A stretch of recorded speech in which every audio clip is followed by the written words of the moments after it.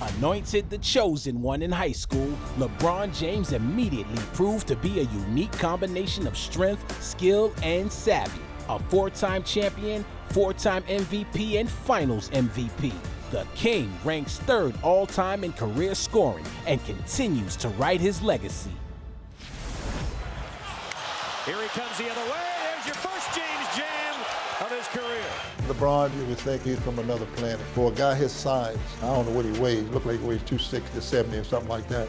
But his quickness and agility, it's just unbelievable. I don't think you'll ever see another player like that. LeBron is in a class of his own. He is absolutely unique. He's Michael. He's Magic. He's Kobe. He's Jerry West. He's Bill Russell. You take all of these great players and you put them in a blender, mix them up. LeBron's got something of all of them in him. Probably the smartest player in our game, which you couple that with the experience that he has, the physical tools, the skill, the work ethic, and it ends up equaling out to one of the most unstoppable players to ever play this game. I remember first time playing against him in the actual game. He was so much bigger and stronger than everybody at that position. And me and Tayshaun was sitting on the bench because, at that time he was a pass-first type of guy. He still is a pass-first type of guy. And we were like, hey, you know what, we better beat up on him now because once he figures it out, we ain't gonna have a chance. And in that playoff game, he kind of figured it out and had 25 straight points on us. Shot clock to 6. Goes behind the back. And the game is tied at 104. That's too good right there. I looked at Tay, I said, Tay, bro, he figured it out, man. That might have been our last time the year before that of beating up on LeBron James because now this kid is about to take over the league.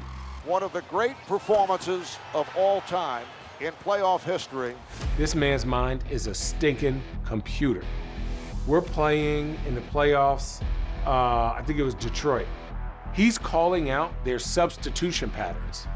He goes, hey, in 2 minutes, they're bringing in Aaron Baines and they're taking this out. So let's go on a run. When Baines comes in, Chaney's gonna come in, boom, boom, boom, boom, boom. And I'm like, okay, maybe, because I'm watching film too now.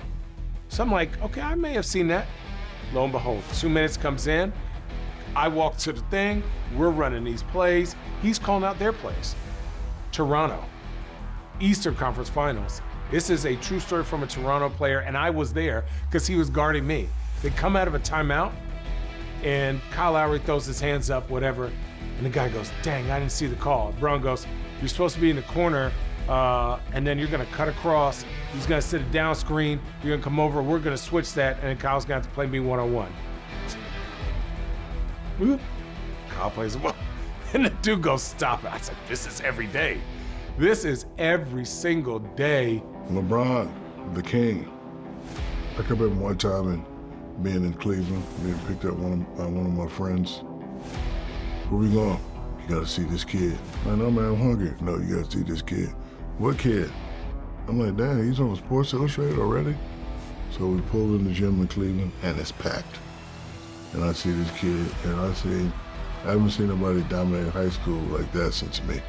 And I said to myself, he can go pro right now.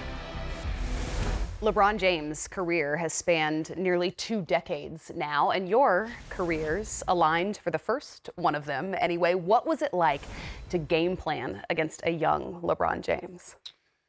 Well, I think it's interesting with LeBron.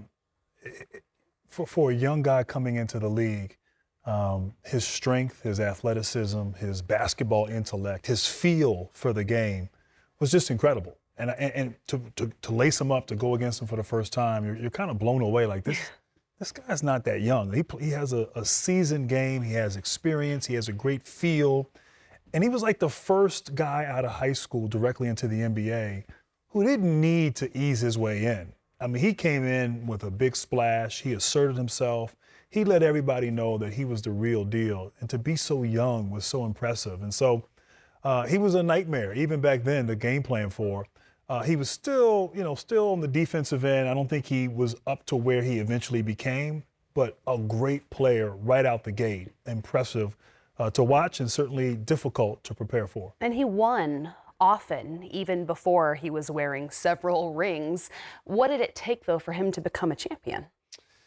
You know, it's interesting. I think he did. He won. He got to a finals. But I think a few things might have occurred in terms of him becoming a champion. And really just for this era and this generation, I think the standard when it comes to championship basketball, I think one, USA Basketball. He won a gold medal in 2008, the Beijing Olympics. I think being in that environment, learning from Kobe Bryant, learning from Jason Kidd, some of the veterans as a young player, I think that really served him well at that point of his career.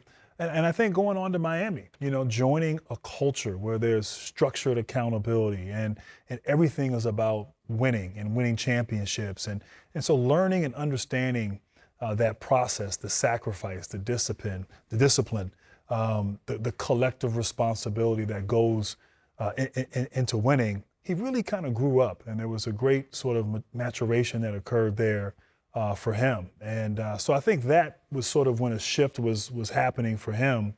And he was off and running and was in the finals, it seemed like every year for a good portion of his career. When his career is finally complete, how will LeBron be remembered in the story of basketball?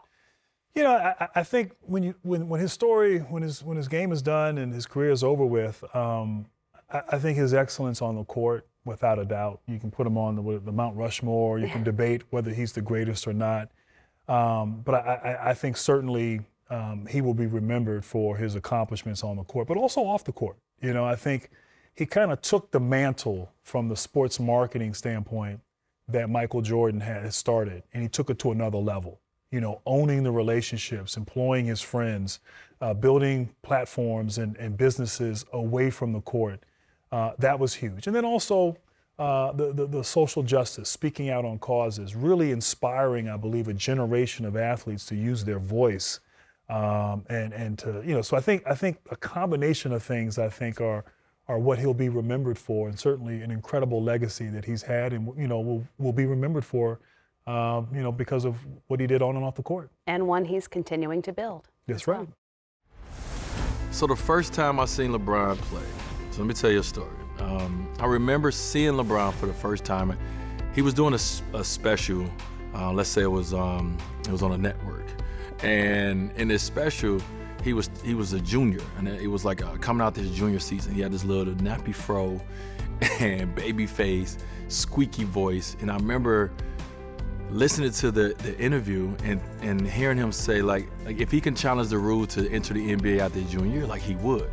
And I remember thinking, this cocky little, what? He can leave high school after his junior and go play in the NBA? And then he had the game on ESPN with Dick Vitale, just that whole, you know, the first high school game that we seen.